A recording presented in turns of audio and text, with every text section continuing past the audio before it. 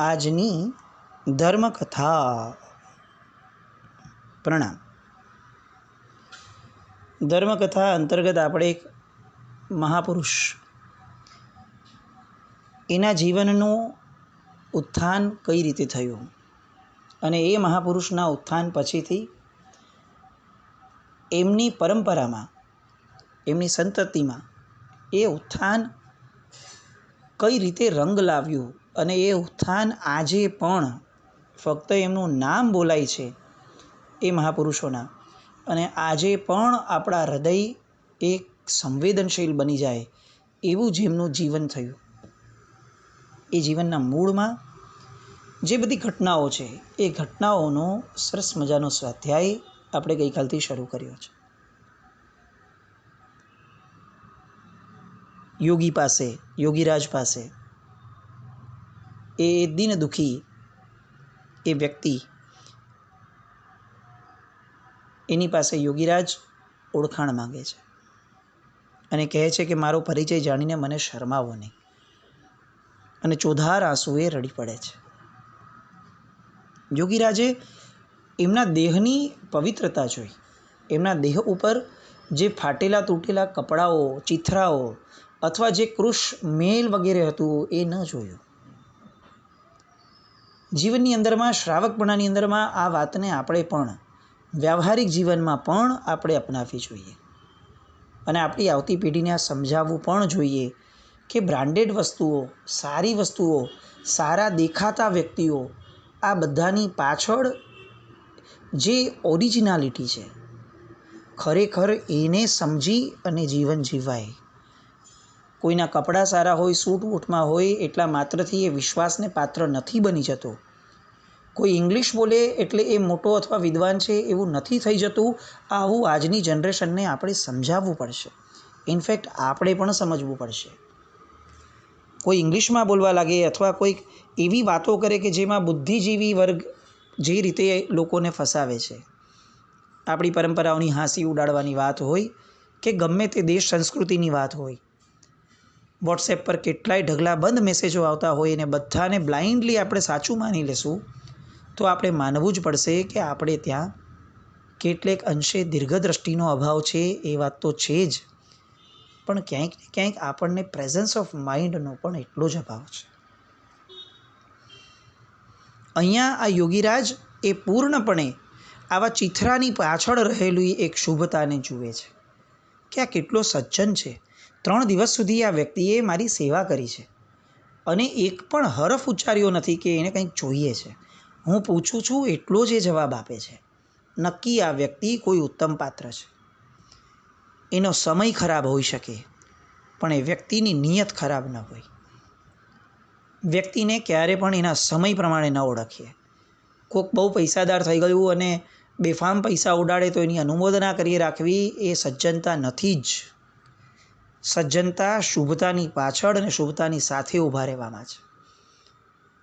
તમે ગમે તેટલા પૈસાદાર છો, તમારું આ કાર્ય જો શુભતાને યોગ્ય નથી તો સપોર્ટ ન જ અપાય. અને તમે કદાચ પૈસાદાર નથી, સંસ્થાઓ અને સંઘની અંદરમાં કદાચ તમે કેટલાક અવાજો ઉપાડો છો કે જે શુભતાના અને શુભ આશયથી કરેલા છે, નિસ્વાર્થ ભાવનામાંથી નીકળેલા છે, તો એ સમયે સપોર્ટ આપવો એ આપણું પરમ કર્તવ્ય પણ છે. આજે આપણા ગુજરાતીઓ માટે, જૈનો માટે આ વસ્તુ બહુ જ કોમનલી કહેવાય છે કે આપણે આખા ગામમાં બીજાને સપોર્ટ આપશું પણ આપણા ભાઈઓને ક્યારેય સપોર્ટ નહીં આપીએ. કેટલે અંશે સાચી છે આપણા જીવનમાં એ આપણે નક્કી કરવાનું. અહીંયા યોગીરાજે એમને આંસુ લૂછ્યા અને એને કૃશ શરીર પંપાળતા પંપાળતા પૂછ્યું કે વત્સ, કેટલા દિવસથી ભોજન નથી કર્યું? તારો આ દેહ જે કૃશ થયેલો છે એ મને ખૂંચે છે.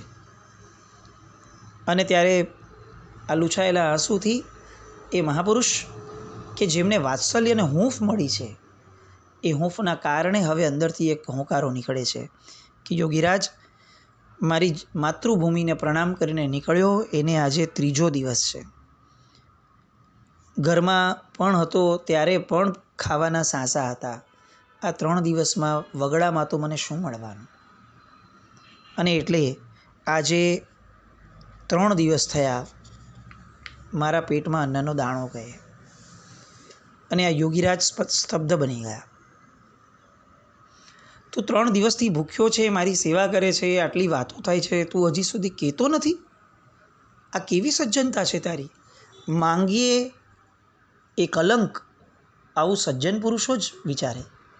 દુર્જન તો ક્યાંય પણ માંગણી કરી દેશે, સૌથી પહેલાં પોતાના સ્વાર્થની માંગણી કરી દેશે. પણ વિવેકપૂર્વક વર્તવું, કોઈ આપે એ જ વાપરવું, સામે ચડીને માંગણી કરીને યાચક ન બનવું, આ બધી વાતો એ ઉચ્ચ કુળમાં જન્મેલા પવિત્ર આત્માઓને જ શોભનીય હોય. અને એ ગુણો દેખાતા હવે આ યોગીરાજ એમણે તરત જ પોતાની વિદ્યાના ઉપયોગો શરૂ કર્યા. આંખ મીચી દીધી, મનોમન મંત્રનો જાપ કર્યો અને અંદરથી એક અવાજ થયો. યોગીની આંખ ખુલી અને તરત જ સામે એક દેવ હાથ જોડીને ઊભા. અને યોગીએ ગૂઢ સંકેત કર્યો. કોઈ પણ જાતની શબ્દની આપલે ન થઈ. યોગીએ મનથી, મનના પૂતગલોથી, મનની વર્ગણાઓથી પેલા દેવને આદેશ કર્યો, જે એમના મને સમજી લીધો અને દેવ અલોપ થઈ ગયા. આ હતી આપણી વિદ્યાની અને સાધનાની તાકાત, જે પવિત્રતા અને નિર્મળતાના ભાવથી આવતી હતી. આજે આપણે ટેકનોલોજીનો સહારો લઈને જે કરીએ છીએ તે વસ્તુઓ કોઈ નવી નથી. આપણા પૂર્વના મહાપુરુષોમાં આ બધું કદાચ આનાથી બેટર વેમાં હતું, પણ એ પવિત્રતાના પાયા ઉપર આવેલું હતું, જેના કારણે એ વિનાશ નહોતું નોતરતું. આજની ટેકનોલોજી એ કદાચ આપણને ઘણા એડવાન્સ બનાવી દે છે, પણ એટ ધ સેમ ટાઈમ એ જે વિનાશ આપે છે એ સૌથી ભયાનક છે. મોબાઈલ મળ્યો, આપણે ખુશ થયા, પણ મોબાઈલ આપનારે ક્યારે પણ આ મોબાઈલ એ સમયનું દુરુપયોગનું સાધન છે એ વાત સમજાવી નહીં. ન આપણે આપણા દીકરાઓને સમજાવ્યું કે જો આનો વપરાશ કેવો હોવો જોઈએ, શેની માટે વપરાય. આ બધા વિનાશના કારણોના મૂળમાં આ ટેકનોલોજીનું કારણ કેમ ગણાય છે? કારણ કે એ યોગ્યતા વગરના વ્યક્તિઓ પાસે વહી જઈ શકે છે. જ્યારે આપણે ત્યાં આ જ વસ્તુઓ, સિદ્ધિઓ સાધકોને જતી હતી કે જે યોગ્યતા કેળવે પછી એને મળતી. 2 પળની અંદરમાં તો આ આખી ઘટના બની ગઈ. અને આ જે મહાપુરુષ કથાનાયક છે એના મનમાં વિમાસણના વમળ ઘુમરાયા કર્યા. એનું મુખ જોઈ અને યોગીરાજે એમને કહ્યું કે વત્સ, હમણાં જ એક ભોજન થાળ આવશે, એ જમી લેજે અને તારી વિતક કથા પછીથી મને કહેજે. હજી તો એ વાક્ય પૂરું થાય ત્યાં આકાશ માર્ગેથી ભોજનનો થાળ ઉડતો આવ્યો, સીધો યોગીની સામે ઉતારીને સ્થિર થઈ ગયો. જાત જાતની ખાદ્ય સામગ્રી હતી અને એમાંથી મીઠાઈની જે સુગંધ નીકળતી હતી એના કારણે વાતાવરણ પણ એટલું જ આહલાદક થઈ ગયું. અને યોગીરાજે તેમને કહ્યું કે વત્સ, આ થાળી આરોગી લે. પણ આ સામાન્ય વ્યક્તિ ન હતા. સિંહ ભૂખ્યો રહે પણ તરણામાં મોઢું ન નાખે. એવી રીતે સજ્જન પુરુષ એ છે કે જે ગમે તેવી પરિસ્થિતિમાં પણ ભૂખ્યો રહે પણ અજાણ્યા આહારને ન જ લે. અને આવી આ સજ્જનતા જેમનામાં, જેને આપણા કથાનાયક તરીકે આપણે જેના જીવનના ચરિત્રને સંવેદીએ છીએ, એ ચરિત્રનાયક એટલે બીજું કોઈ જ નહીં, આપણા પરમાત્માના શાસનના, વર્ધમાન સ્વામી ભગવાનના શાસનની અંદરમાં પરમ શાવકો જે થયા, કે જે શાવકોના નામ લેતા આપણી સવાર સુધરે એમ નહીં, આપણું જીવન બદલાય, જીવનમાં પરિવર્તન લાવવાનું મન થાય, એવા શાવકોની એક જે સરસ મજાની વંશ પરંપરામાં જે 2 મુખ્ય નામો આવે છે, એમાંનું આ પહેલું નામ દેદાશા, પેથળ શાહ મંત્રી, એમના પિતાશ્રી. અને આ દેદાશાહે યોગીરાજને સ્પષ્ટપણે કહી દીધું કે સાહેબ, સિંહ ભૂખ્યો રહે પણ તરણામાં મોઢું ન નાખે. આપની કૃપા બદલ મને આનંદ છે સાહેબ, પણ આ થાળ કોના ઘરનો છે એ જાણ્યા વિના મારાથી આરોગાશે નહીં. આ થાળ એ કોઈ ઉચ્ચ કુળના અને ઉચ્ચ ગોત્રના વ્યક્તિ દ્વારા બનેલો હોય તો બરાબર છે, પણ ક્યાંક કોઈક અધમ કુળના વ્યક્તિ અથવા અધમ વિચારધારાવાળા વ્યક્તિના હાથેથી બન્યું હશે તો સાહેબ, મારું જીવન અભળાય. મને મારું જીવન પૂર્ણ થશે એ ચાલશે, પણ અભળાશે એ નહીં ચાલે. શું અડગતા, શું ટેક, પરિસ્થિતિ શું છે? 3 દિવસના ભૂખ્યા છે. ખાવા નહીં મળે તો કેટલા દિવસ ટકી શકશે એ પ્રશ્ન સૌથી મોટો છે. અંદરમાં વિષાદ છે, ભયંકર વેદના છે, ચોધાર આંસુ એ રડે છે, અને તેમ છતાં પણ ભોજનની બાબતમાં, અન્નની બાબતમાં કેટલી સ્પષ્ટતા! 3 દિવસથી ભૂખ્યા અને છતાં પણ એ ટેકપૂર્વકના દેદાશા મંત્રી ક્યાં?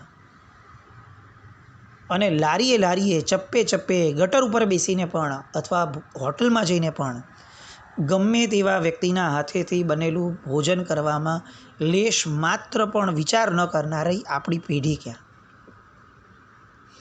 આપણી પ્રજા, આપણી જનરેશન શું કરી રહી છે? આપણે બધા જ કોના હાથનું વાપરી રહ્યા છે? એ બનાવનારના મનમાં વિચારધારાઓ કેવી છે? એનો પક્ષપાત શું છે? એ બધું જે વિચારતો હશે એ બધા પૂતગલો મનોવર્ગણાના એ આ ભોજનના પૂતગલમાં ભળશે એવું જાણતા હોવા છતાં, જેવો અન્ન તેવો ઓડકાર આવું નાનપણથી સાંભળ્યું હોવા છતાં આપણા જીવનમાં આપણે એટલો પણ પુરુષાર્થ નથી કરી શકતા કે આપણે યોગ્ય, જાણીતા અને સારી વિચારધારાવાળા વ્યક્તિના હાથેથી જ બનેલું વાપરશું. કેમ એવું ન થઈ શકે?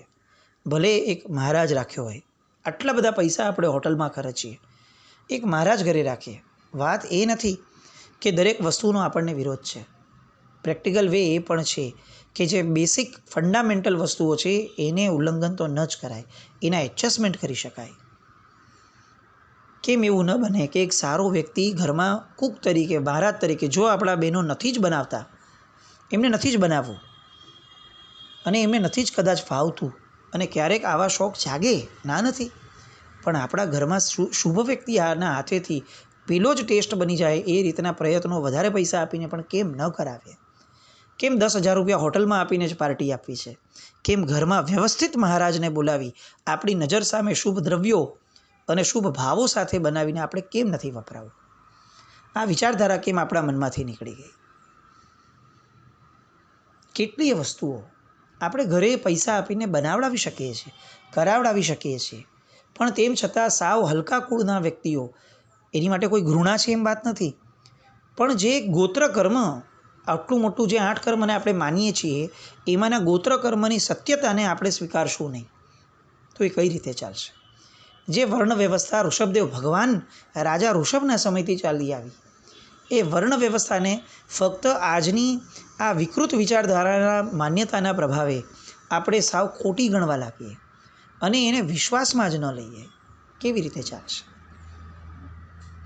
અલગ વિષય છે, બહુ વિચારધારા અને સમય માંગી લેવો છે, પણ આટલું આપણે સમજીએ કે જેના હાથેથી ખાશું એના જેવા બનશું.